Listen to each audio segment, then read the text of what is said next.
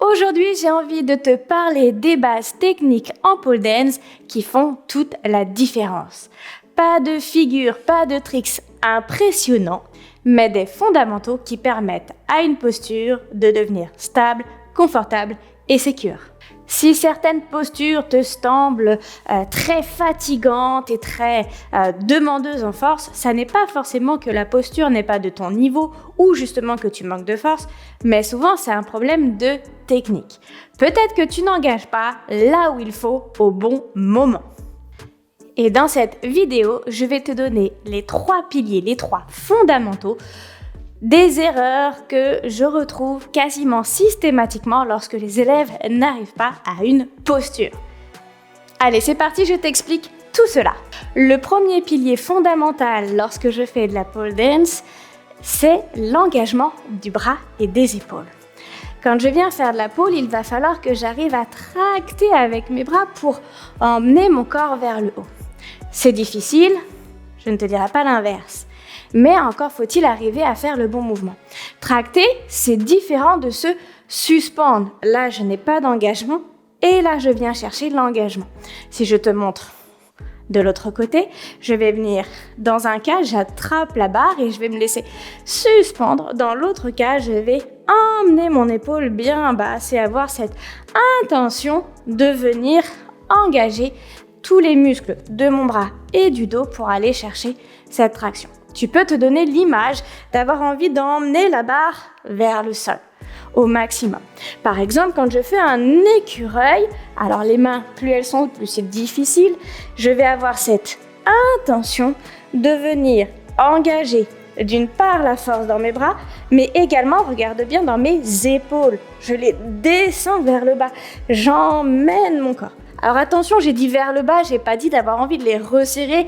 Faites attention dans les mouvements, on essaie d'avoir le mouvement le plus sécure possible.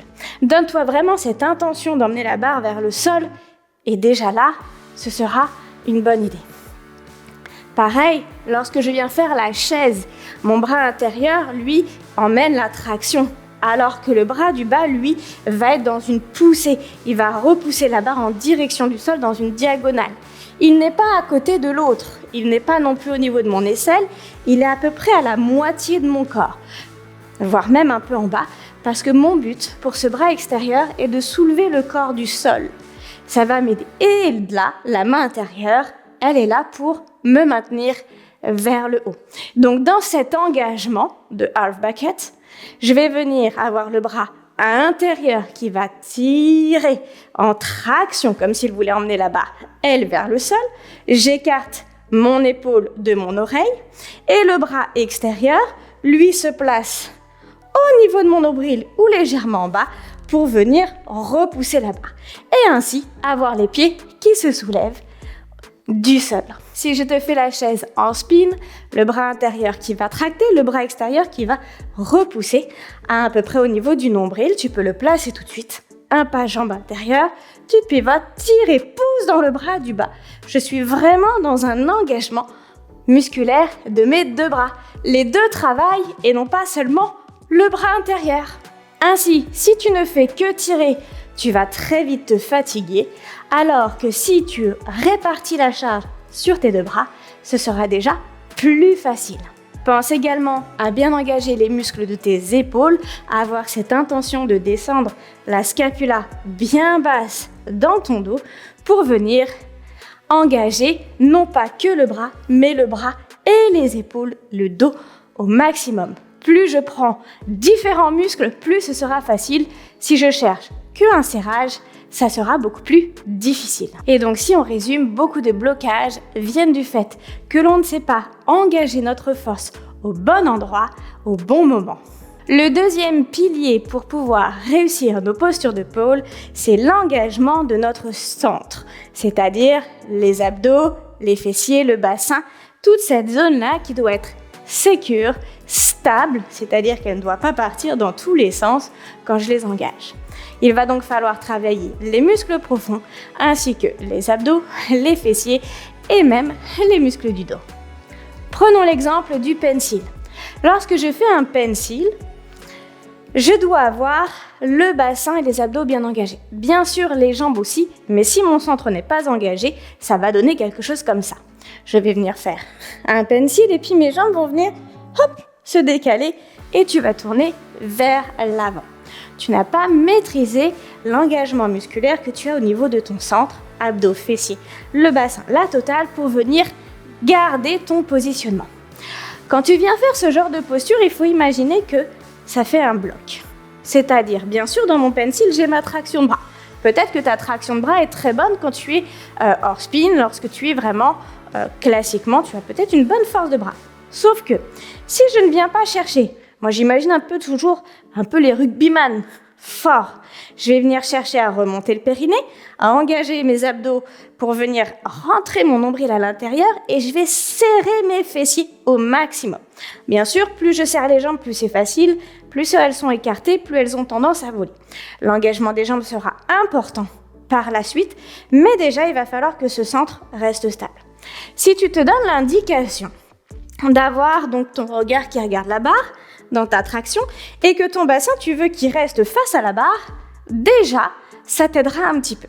Et bien entendu, tu te donnes cette indication, j'ai envie de dire peut-être d'être un peu constipé, pourquoi pas au début, pour avoir cet engagement musculaire un peu plus intense et venir faire un pencil qui ressemble un petit peu plus à ça, où je viens face à la barre avec un bassin qui va rester bien face, jusqu'à ce que tu redescendes ou que tu fasses autre chose.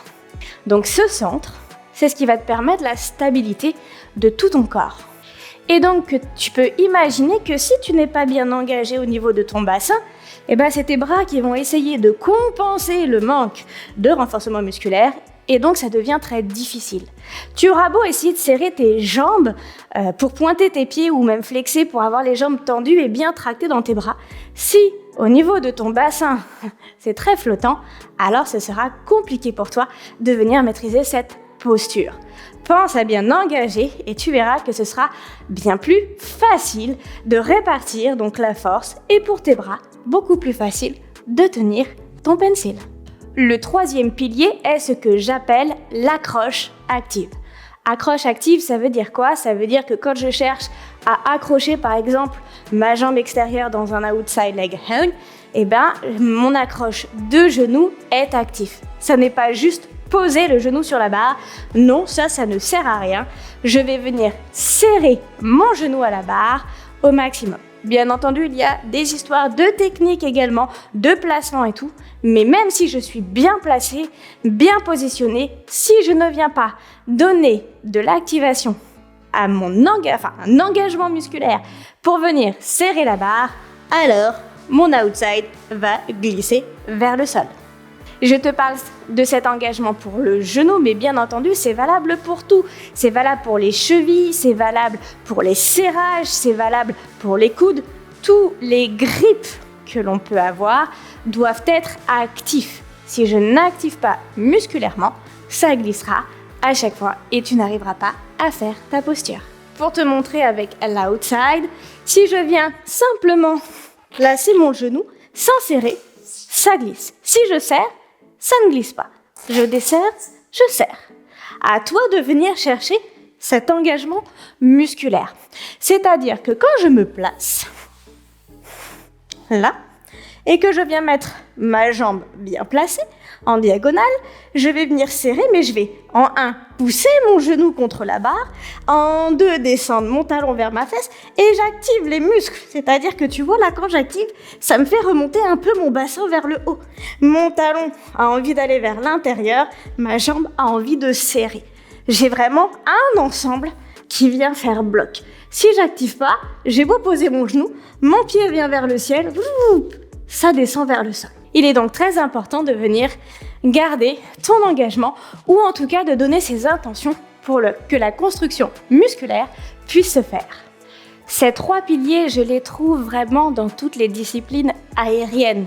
C'est-à-dire que si je n'ai pas un engagement des bras et du haut du corps, si je ne viens pas engager mon centre et si je ne viens pas donner vraiment les intentions à mes jambes ou à mon corps ou à mes grips de venir faire les serrages, alors je vais venir chercher à engager mon corps et ma force, certes, mais pas dans la bonne direction. Et je vais me fatiguer plutôt que d'aller chercher à répartir la charge de mon corps dans les airs. Donc plus tu vas prendre conscience que tu dois travailler sur ces 3 axes principaux, chose que je fais travailler dans la plateforme de vidéo à la demande sur Azak, plus tu vas prendre le temps d'aller préparer ce corps et bien répartir ta charge lors de tes entraînements, et plus tu verras que tu pourras faire tes postures et que ça n'est pas forcément un manque de force pure, mais une compréhension de l'engagement dans tout ton corps.